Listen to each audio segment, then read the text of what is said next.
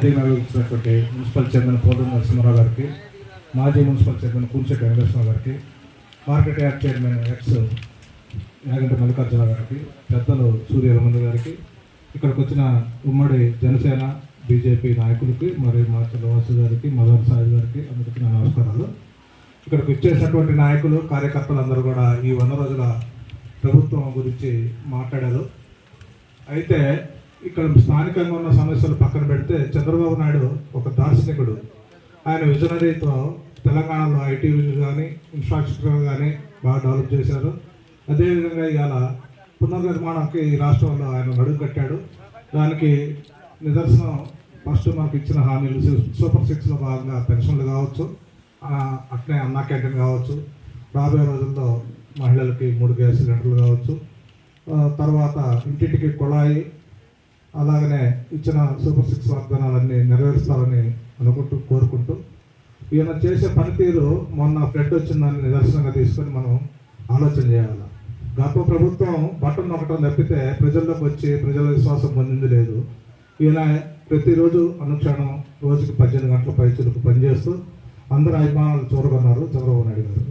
వారికి జనసేన నాయకులు, మానవతావాది deputy CM Pawan Kalyan గారు తోడై ఈ రాష్ట్రాన్ని అన్ని రకాలుగా ముందుకు తీసుకుపోయడానికి వాళ్ళిద్దరూ చేసే ప్రతి కార్యక్రమంలో మనందరం కూడా మన వంతుగా భాగస్వాములు కావాలని వాళ్ళని అభినందించాలని కోరుకుంటున్నాం.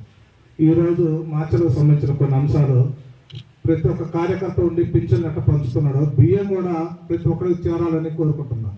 అందులో ప్రతి ఒక్క కార్యకర్త వార్డు వైజ్గా మీరందరూ భాగస్వామండి, అందరికి బియ్యం అన్ని పెట్టుగా నడుము కట్టాల కార్యకర్తలందరూ. అది చాలా ఎలిగేషన్స్ వస్తున్నాయి మన మార్చల్లో. ఇది కొందరు చేసే తప్పులకి, డీలర్లు చేసే తప్పులకి అధికారులు కూడా చర్యలు తీసుకోవాలి. అధికారులతో పాటు మనందరం కూడా కొంచెం బాధ్యతాయుతంగా వ్యవహరించి ప్రతి ఒక్క పేదవాడికి కడుపు నింపే విధంగా రూపాయి కిలో బియ్యం పథకాన్ని అందరూ చేరే విధంగా మనందరం కూడా భాగస్వామ్యం కావాలని కోరుకుంటున్నాం.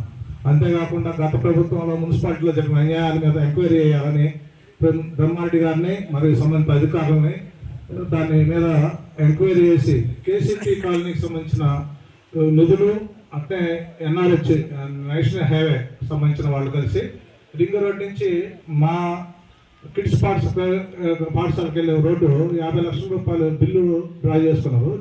ఇచ్చిన మెటీరియల్ మొత్తం దానికి సంబంధించిన కేసీపీ వాళ్ళు, నేషనల్ హైవే వాళ్ళు సహకరిస్తే దాని మీద మున్సిపాలిటీలో 50 లక్షలు అవినీతి జరిగి బిల్లు డ్రా చేసుకున్నారు. గత ప్రభుత్వంలో కౌన్సిలర్లు కావచ్చు, మరి అధికారులు కావచ్చు, దాని మీద చర్య తీసుకోవాలని కోరుతున్నాం. మున్సిపల్ చైర్మన్గా గతంలో పనిచేసిన వాళ్ళు కావచ్చు. ఈ 50 లక్షలతో పాటు మార్చల్లో జరిగిన నవీన్ కృష్ణ నిమ్మగడ్డ, ఇందాక మదర్ గారు చెప్పినట్టు దాని మీద కూడా ఎంక్వైరీ చేసి 2 కోట్ల రూపాయల నిధులు కూడా రాబట్టాలని కోరుతున్నాం.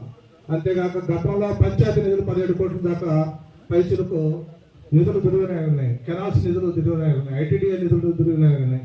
వీటన్నిటిపైన ఎంక్వైరీ కన్ఫర్ చేసి వీటన్ని నిధులు కూడా రాబట్టాలని బ్రహ్మారెడ్డి గారిని, అట్నే ఎంపీ గారిని, ప్రభుత్వ అధికారులందరినీ కోరుతున్నాను. ఇక నుంచి అందరూ కూడా బాధ్యతాయుతంగా వ్యవహరించాలి అధికారులందరూ, అందులో అందరూ భాగస్వామ్యాల నాయకులందరూ కోరుకుంటూ ఈ 100 రోజుల ప్రభుత్వం మంచి ప్రభుత్వం అనే కార్యక్రమాన్ని నిర్వహిస్తున్న దుర్గారావు గారు, అట్నే అందరూ కమిషనర్ గారికి అందరికీ అభినందనలు తెలుపుతూ ఇక్కడున్న తెలుగుదేశం నాయకులు, జనసేన బీజేపీ నాయకులు కూడా భవిష్యత్తులో అన్ని కార్యక్రమాల్లో మంచిగా పాల్గొని అందరికీ ప్రజలకి సమస్యలు తీర్చే విధంగా అందరూ అందుబాటులో ఉండాలని కోరుకుంటూ